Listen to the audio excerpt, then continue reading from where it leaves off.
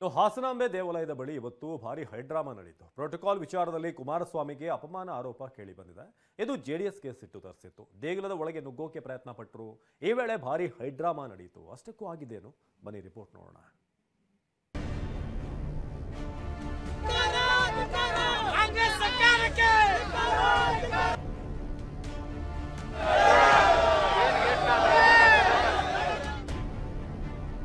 ಹಾಸನಾಂಬೆ ಸನ್ನಿಧಿಯಲ್ಲಿ ಶಿಷ್ಟಾಚಾರದ ಸಮರ.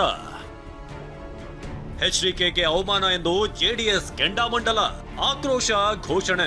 ದೇಗುಲದ ಒಳಗೆ ನುಗ್ಗಲು ಯತ್ನ. ಈ ಆಕ್ರೋಶ ಆವೇಶಕ್ಕೆ ಕಾರಣವಾಗಿದ್ದು ಶಿಷ್ಟಾಚಾರ ಪಾಲಿಸದ ಆರೋಪ.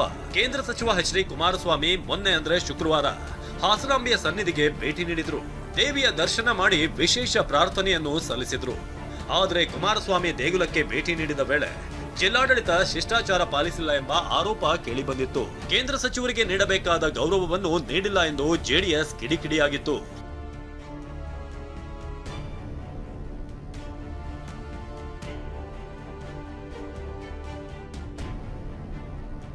ಹಾಸನಾಂಬೆ ದೇಗುಲದ ಬಳಿಯ 2 ರಸ್ತೆಗಳನ್ನ ಬಂದ್ ಮಾಡಿದ ದಳ ಕಾರ್ಯಕರ್ತರು ಮುಖ್ಯ ದ್ವಾರದ ಮುಂದೆಯೇ ಧರಣಿ ಕೂತರು.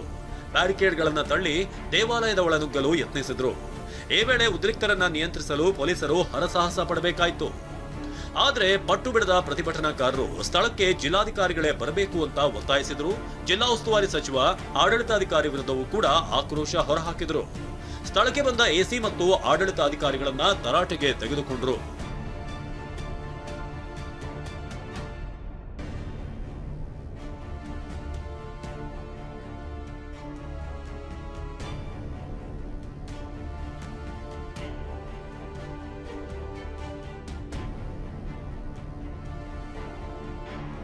ಜೆಡಿಎಸ್ ಅರ್ಕಲ್ಗೂಡು ಶಾಸಕ ಎ ಮಂಜು ಕೂಡ ಪ್ರತಿಭಟನೆಯಲ್ಲಿ ಭಾಗಿಯಾದ ಬಳಿಕ ಪ್ರತಿಭಟನೆ ಮತ್ತಷ್ಟು ತೀವ್ರಗೊಂಡಿತ್ತು.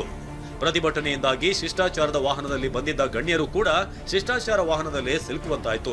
ಪ್ರತಿಭಟನೆಯ ಬಿಸಿಯಿಂದ ಶಾಸಕ ಶಿವಲಿಂಗೇಗೌಡ ಮುಖ್ಯ ದ್ವಾರದ ಬದಲು ಬೇರೆ ದಾರಿಯಲ್ಲಿ ದೇಗುಲದ ಒಳ ಹೋದ್ರು. ಕಡೆಗೂ ಪ್ರತಿಭಟನಾ ಸ್ಥಳಕ್ಕೆ ಹಾಸನ ಜಿಲ್ಲಾಧಿಕಾರಿ ಲತಾ ಕುಮಾರಿ ಆಗಮಿಸಿದ್ರು. ಈ ವೇಳೆ ಡಿಸಿ ಮತ್ತು ಪ್ರತಿಭಟನಾಕಾರರ ನಡುವೆ ಕೆಲಕಾಲ ಮಾತುಕತೆ ನಡೆಯಿತು.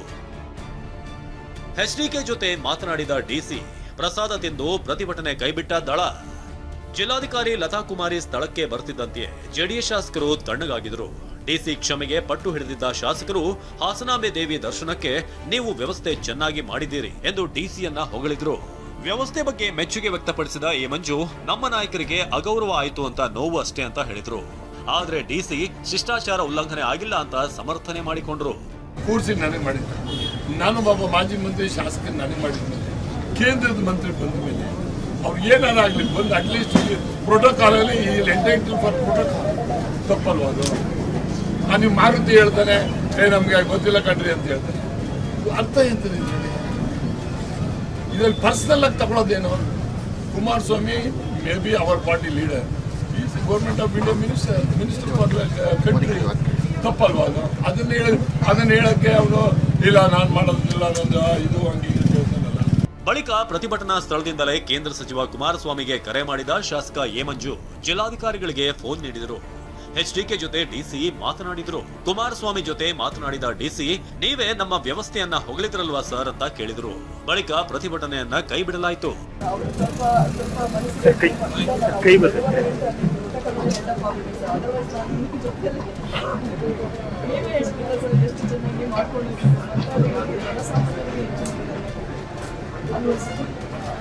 ಹೇಳಿದೆ ಸರ್, ತಾವೆಲ್ಲ ಹೇಳಿದೆ ಸರ್.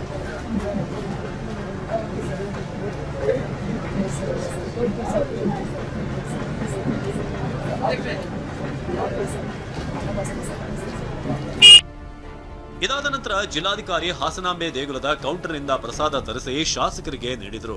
ಡಿಸಿ ಜೊತೆಗೆ ಪ್ರಸಾದ ಸೇವಿಸಿದ ಬಳಿಕ ಇಡೀ ಶಿಷ್ಟಾಚಾರದ ಪ್ರಹಸನ ಕೊನೆಯಾಯಿತು. ಡಿಸಿ ಕ್ಷಮೆ ಕೇಳುವವರೆಗೂ ಇಲ್ಲಿಂದ ಹೋಗಲ್ಲ ಎಂದು ಬೆಳಗ್ಗಿನಿಂದ ಪಟ್ಟು ಹಿಡಿದಿದ್ದ ಜೆಡಿಎಸ್ ಶಾಸಕರು ಕಾರ್ಯಕರ್ತರು ಪ್ರಸಾದ ತಿಂದ ಬಳಿಕ ನಿರ್ಗಮಿಸಿದರು. Bureau report, ಟಿವಿ9.